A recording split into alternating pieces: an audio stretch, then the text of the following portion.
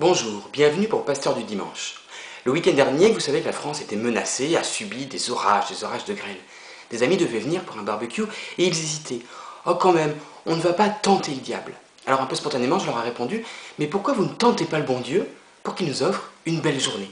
Alors je ne sais pas, j'hésite toujours à invoquer le Seigneur pour des choses aussi légères qu'un barbecue entre amis, mais ça m'a refait penser, pour cette rubrique d'aujourd'hui, à ce que racontait Jacques Ellul sur la différence entre espoir et espérance. Il tirait ça de son expérience pendant la guerre de résistance. Il se disait, voilà, il y a des gens qui misent tout sur l'espoir. Ils ne passent pas dans la clandestinité parce qu'ils ont l'espoir que la police ne trouve pas leur adresse. Et puis un jour, la police frappe à leur porte, elle a trouvé leur adresse. Ils se disent, mais ce n'est peut-être pas la police, je vais ouvrir, peut-être que c'est quelqu'un d'autre, ils ont l'espoir que ce soit quelqu'un d'autre. Et puis, ils ouvrent, et c'est la police. Alors là, ils ont l'espoir qu'ils pourront s'échapper après. Et donc, ils s'appuient sur cet espoir-là, plutôt que sauter par la fenêtre, faire ce geste un peu fou de sauter par la fenêtre.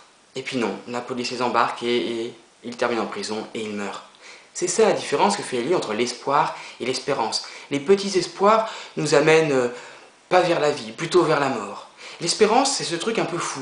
Quand tout paraît impossible, quand les choses paraissent compromises, eh bien, on tente quelque chose de fort, on tente quelque chose d'un peu fou. Et dans ce moment-là, eh bien, on fait appel à des forces extérieures à ce monde, extérieures à ce qui nous semble être nos forces, ou les forces de nos amis, ou les forces des proches. Cette force extrinsèque, bien sûr, pour Jacques Ellul, c'est Dieu. Appeler, tenter Dieu, pour qu'il intervienne et nous fasse sortir de cette situation qui est dans une impasse. Un peu comme dans Exode 14, le peuple israélien, il aimerait bien finalement rester dans ses petits espoirs en Égypte pour essayer de survivre dans l'esclavage. Et Moïse leur propose un truc un peu dingue, et ça se termine justement, il y a ce passage devant la mer Rouge où les Israéliens se disent on va revenir, et lui invoque Dieu, et Dieu, force extrinsèque, ouvre la mer. Voilà.